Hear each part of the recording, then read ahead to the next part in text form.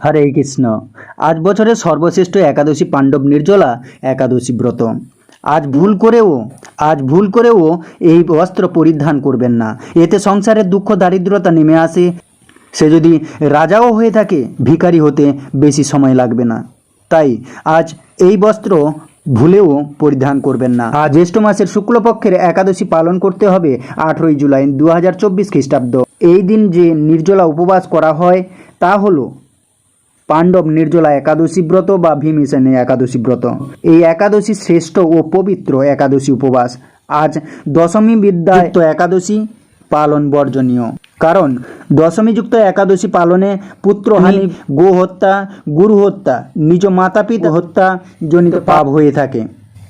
তাই এই দশমী বিদ্যাযুক্ত একাদশী পালন করা যাবে না। পাণ্ডব নির্জলা একাদশী অতি পবিত্র একাদশী। 18 জুন মঙ্গলবার পালন করবেন, কিন্তু ভুলেও 17 তারিখ, 18 তারিখ এবং 19 তারিখ এই বস্ত্র পরিধান করবেন না। দেখুন, বছরে 24টি একাদশী হয়, আর অধিকতম মাস থাকলে আমাদের 26টি একাদশী পালন করা হয়ে থাকে। কিন্তু দেখুন, 24টি একাদশীর মধ্যে সর্বশ্রেষ্ঠ একাদশী হলো এই নির্জলা একাদশী, পাণ্ডব নির্জলা একাদশী। কঠিন হলেও প্রচুর পুণ্য লাভ করা যায় এবং ভগবান বিষ্ণুর আশীর্বাদ লাভ করা যায়। কেউ যদি অবজ্ঞবশত বলে যে এই একাদশী পালনের দরকারটা কি, তাহলে সে নিশ্চয়ই কুম্ভপাক নরকের যাত্রী।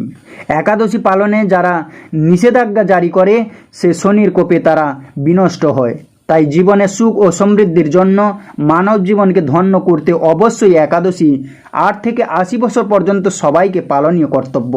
একাদশীকে উপেক্ষা করে তীর্থ স্নান আদি অন্য ব্রত পালনকারীর অবস্থা গাছের গোড়া কেটে পাতায় জল দেওয়ার মতোই। একাদশীকে বাদ দিয়ে যারা দেহ ধর্মে অধিক আগ্রহ দেখায়, ধর্মের নামে পাপ রাশিতে তাদের উদর পূর্ণ হয়। কলহ বিবাদের কারণেও একাদশী দিনে উপবাস করলে অজ্ঞাত সুকৃতি সঞ্চিত হয়। পূর্ণপ্রদায়িনী সর্বশ্রেষ্ঠ এই ব্রত শ্রীহরির অতি প্রিয়। একাদশী পালনে ব্যক্তি অশ্বমেধ, রাজসূয় ও বাজপেয় যজ্ঞের দ্বারা যে ফল লাভ হয়, সেই পূর্ণ সঞ্চয় করা যায় এই শুধুমাত্র একাদশী ব্রত পালনে। দেবরাজ ইন্দ্রও যথাবিধি একাদশী পালনকারীকে সম্মান করেন। এই নির্জলা একাদশী তিথিতে একাধিক শুভযোগ তৈরি হচ্ছে। নির্জলা একাদশীতে কি করবেন, কি করবেন না, কখন ব্রতভঙ্গ করবেন, সেসবই বিস্তারিত জেনে নিন।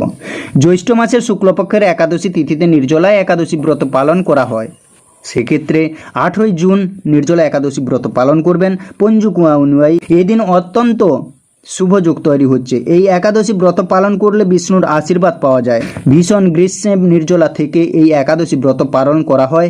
এ কারণে একে সবচেয়ে কঠিন একাদশী ব্রত হিসেবে চিহ্নিত করা হয়েছে। পৌরাণিক কাহিনী অনুযায়ী পাণ্ডবদের মধ্যে অন্যতম ভীম এই একাদশীর উপবাস রেখে কঠিন তপস্যা করেছিলেন।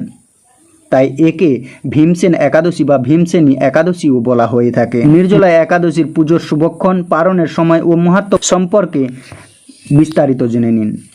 এদিন স্বাতী নক্ষত্র ও বিশাখা নক্ষত্রের প্রভাব থাকবে। এছাড়াও 3টি শুভযোগ তৈরি হয়েছে। রাত 9:39 পর্যন্ত শিবযোগ থাকবে। এদিন শুরু হবে সিদ্ধি যোগে। উপবাস করলে ধন বৃদ্ধির পথ প্রশস্ত হয়। দুপুর 3:56 থেকে পরের দিন ভোর 5:28 পর্যন্ত ত্রিপুষ্কর যোগ তৈরি হচ্ছে। এছাড়াও ব্রতভঙ্গের দিনেও একাধিক শুভযোগ থাকছে। 19 জুন সর্বার্থ সিদ্ধি যোগ, রবি যোগ ও অমৃত সিদ্ধি যোগের প্রভাব থাকবে।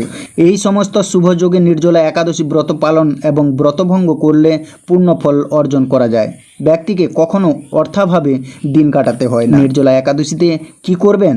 এই তিথিতে ভোরবেলা উঠে স্নান করে স্বচ্ছ পোশাক ধারণ করুন। এরপর বিষ্ণু পুজোর সংকল্প গ্রহণ করে সমস্ত নীতি নিয়ম মেনে নারায়ণের পূজা করুন। এই দিন ব্রহ্মচর্য পালন করার পরামর্শ দেওয়া হয়। এই দিনই একাদশী তিথিতে রাত্রি জাগরণ করলে নারায়ণ প্রসন্ন হন। তবে বিছানায় না ঘুমিয়ে মেঝেতে ঘুমান। এদিন গাছ লাগানো শুভ। নির্জলা একাদশী তিথিতে অশ্বত্থ, বট, নিম ইত্যাদি গাছ লাগাতে পারেন।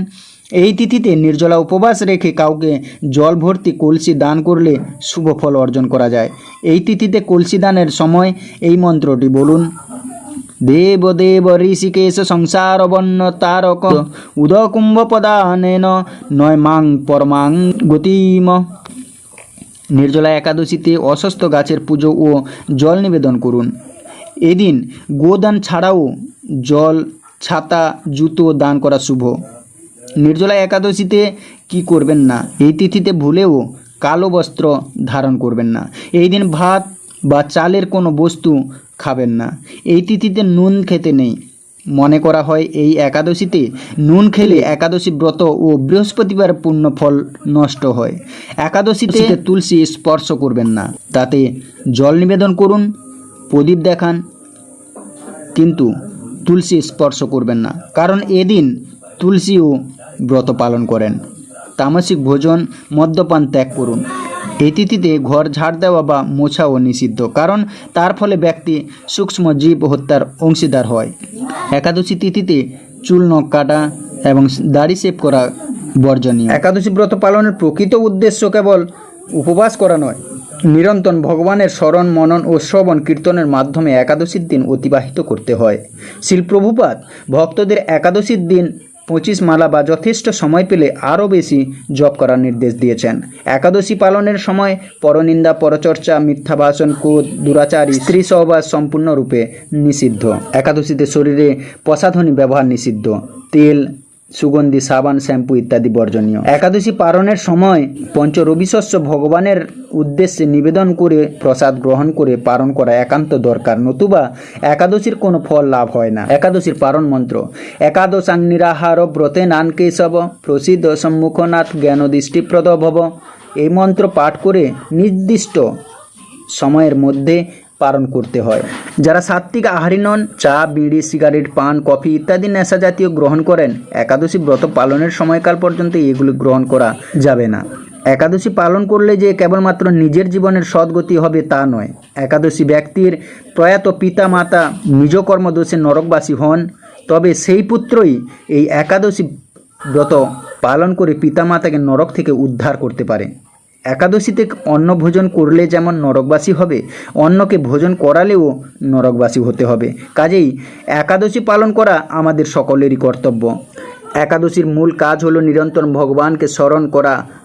তাই আপনারা নির্জলা একাদশী ব্রত পালন করে ভগবানকে ভক্তি ভরে স্মরণ করাই যেন আপনার মূল কাজ হয়। আমরা মঙ্গলবার পাণ্ডবা নির্জলা একাদশী ব্রত পালন করছি এবং পরের দিন 19 তারিখ সকাল 5:12 থেকে 8টার মধ্যে ঢাকা ও পুরো বাংলাদেশে এই সময় পালন করে নেবেন, এবং সকাল 4:52 থেকে 7:30 মধ্যে কলকাতা সহ পুরো ভারতবর্ষে এই একাদশীর পালন করবেন। জ্যৈষ্ঠ শুক্লপক্ষের এই নির্জলা একাদশী ব্রত সম্পর্কে বৈবর্ত পুরাণে ভীমসেন ব্যাস সংবাদে বর্ণিত হয়েছে। মহারাজ যুধিষ্ঠির বললেন, হে জনার্দন, আমি অপরা একাদশীর সমস্ত মাহাত্ম্য শ্রবণ করলাম। এখন জ্যৈষ্ঠ শুক্লপক্ষের একাদশীর নাম ও মাহাত্ম্য কৃপাপূর্বক আমার কাছে বর্ণনা করুন। শ্রীকৃষ্ণ বললেন, এই একাদশীর কথা মহর্ষি ব্যাসদেব বর্ণনা করবেন, কেননা তিনি সর্বশাস্ত্রের অর্থ ও তত্ত্ব পূর্ণরূপে জানেন। রাজা যুধিষ্ঠির ব্যাসদেবকে বললেন, হে মহর্ষি দেবপায়ন, আমি মানুষের লৌকিক ধর্ম এবং জ্ঞানকাণ্ডের বিষয়ে অনেক শ্রবণ করেছি। আপনি যথাযথভাবে ভক্তি বিষয়ে এনে কিছু ধর্মকথা এখন আমায় বর্ণনা করুন। তুমি যেসব ধর্মকথা শুনেছ, এই কলিযুগের মানুষের পক্ষে সে সমস্ত পালন করা অত্যন্ত কঠিন, যা সুখে সামান্য খরচে অল্প কষ্টে সম্পাদন করা যায়, অথচ মহাফল প্রদান করে, এবং সমস্ত শাস্ত্রের সারস্বরূপ সেই ধর্মই কলিযুগের মানুষের পক্ষে করা শ্রেয়। সেই ধর্মকথাই এখন আপনার কাছে বলছি। উভয় পক্ষের একাদশী দিনে ভোজন না করে উপবাস ব্রত করবে। দ্বাদশী দিনে স্নান করে শুচিশুদ্ধ হয়ে নিত্যকর্ম সমাপনের পর শ্রীকৃষ্ণের অর্চন করবে। এরপর ব্রাহ্মণদেরকে প্রসাদ ভোজন করাবে। অশৌচাদিতেও এই ব্রত কখনো ত্যাগ করবে না। যে সকল ব্যক্তি স্বর্গে যেতে চায় তাদের সারা জীবন এই ব্রত পালন করা উচিত। পাপকর্মে রত ও ধর্মহীন ব্যক্তিরাও যদি এই একাদশী দিনে ভোজন না করে তবে তারা যমযাতনা থেকে রক্ষা পায়। শ্রী ব্যাসদেবের এসব কথা শুনে গদাধর ভীমসেন অস্বস্ಥ পাতার মতো কাঁপতে কাঁপতে বলতে লাগলেন, হে মহাবুদ্ধি পিতামহ, মাতা কুন্তী, দ্রৌপদী, ভ্রাতা যুধিষ্ঠির, অর্জুন, নকুল ও সহদেব এরা কেউই একাদশীর দিনে ভোজন করে না। আমাকেও অন্ন গ্রহণ করতে নিষেধ করে, কিন্তু দুঃসহ ক্ষুধা যন্ত্রণার জন্য আমি উপবাস করতে পারি না। ভীমসেনের এরকম কথায় ব্যাসদেব বলতে লাগলেন, যদি স্বর্গাদি দিব্যধাম লাভে তোমার একান্ত ইচ্ছা থাকে, তবে উভয় পক্ষের একাদশীতে ভোজন করবে না। তদুত্তরে ভীমসেন বললেন, আমার নিবেদন, এই যে উপবাস তো দূরের কথা, দিনে একবার ভোজন করে থাকাও আমার পক্ষে অসম্ভব, কারণ আমার উদরে ব্রেক নামে অগ্নি রয়েছে। ভোজন না করলে কিছুতেই সে শান্ত হয় না, তাই প্রত্যেকটি একাদশী পালনে আমি অপারগ্য। হে মহর্ষি, বছরে একটি মাত্র একাদশী পালন করে যাতে আমি দিব্যধাম লাভ করতে পারি, এরকম কোনো একাদশীর কথা আমাকে নিশ্চয় করে বলুন। তখন ব্যাসদেব বললেন, জ্যৈষ্ঠ মাসের শুক্লপক্ষের একাদশী তিথিতে জলপান পর্যন্ত না করে সম্পূর্ণ উপবাস থাকবে, তবে আচমনে দোষ হবে না। ওই দিন অন্নাদি গ্রহণ করলে ব্রতভঙ্গ হয়। একাদশীর দিন সূর্যোদয় থেকে দ্বাদশীর দিন সূর্যাস্ত পর্যন্ত জলপান বর্জন করলে অনায়াসে 12টি একাদশীর ফল লাভ হয়। বছরের অন্যান্য একাদশী পালনে অজান্তে যদিও ব্রতভঙ্গ হয়ে যায়, তা হলেও এই একটি মাত্র একাদশী পালনে সেই সব দোষ দূর হয়। দ্বাদশী দিনে ব্রাহ্ম মুহূর্তে স্নানাদি কার্য সমাপ্ত করে শ্রীহরির পূজা করবে। সদাচারী ব্রাহ্মণদের বস্ত্রাদি দান সহ ভোজন করিয়ে আত্মীয় স্বজনের সঙ্গে নিজে ভোজন করবে। এরূপ একাদশী ব্রত পালনে যে প্রকার পুণ্য সঞ্চিত হয়, এখন তা শ্রবণ করো। সারা বছর সমস্ত একাদশীর ফলই এই একটি মাত্র ব্রত উপবাসে লাভ করা যায়। শঙ্খ চক্র গদা পদ্মধারী ভগবান শ্রীকৃষ্ণ আমাকে বলেছেন, বৈদিক ও লৌকিক সমস্ত ধর্ম পরিত্যাগ করে যারা একমাত্র আমার শরণাপন্ন হয়ে এই নির্জলা একাদশী ব্রত পালন করে, তারা সর্বপাপ মুক্ত হয়। বিশেষত কলিযুগে ধন সম্পদ দানের মাধ্যমে সদ্গতি বা স্মার্ত সংস্কারের মাধ্যমেও যথার্থ কল্যাণ লাভ হয় না। কলিযুগে দ্রব্যশুদ্ধি নেই, কলিতে শাস্ত্রজ্ঞ সংস্কার বিশুদ্ধ হয় না, তাই বৈদিক ধর্ম কখনো সুসম্পন্ন হতে পারে না। হে ভীমসেন, তোমাকে বহু কথা বলার আর প্রয়োজন কি? তুমি উভয় পক্ষের একাদশীতে ভোজন করবে না। যদি তাতে অসমর্থ হও, তবে জ্যৈষ্ঠ মাসের শুক্লপক্ষের একাদশীতে অবশ্যই নির্জলা উপবাস করবে। এই একাদশী ব্রত ধনধান্য ও পূর্ণ ফলদায়িনী। যমদূতগণ এই ব্রত পালনকারীকে মৃত্যুর পরও স্পর্শ করতে পারে না। পক্ষান্তরে বিষ্ণুদূতগণ তাকে বিষ্ণুলোকে নিয়ে যান।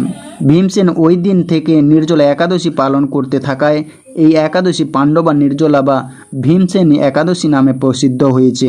এই নির্জলা একাদশীতে পবিত্র তীর্থে দান, স্নান, জপ, কীর্তন ইত্যাদি যা কিছুই মানুষ করে তা অক্ষয় হয়ে যায়। যে ব্যক্তি ভক্তি সহকারে এই একাদশী মাহাত্ম্য পাঠ বা শ্রবণ করেন, তিনি বৈকুণ্ঠ ধাম প্রাপ্ত হন।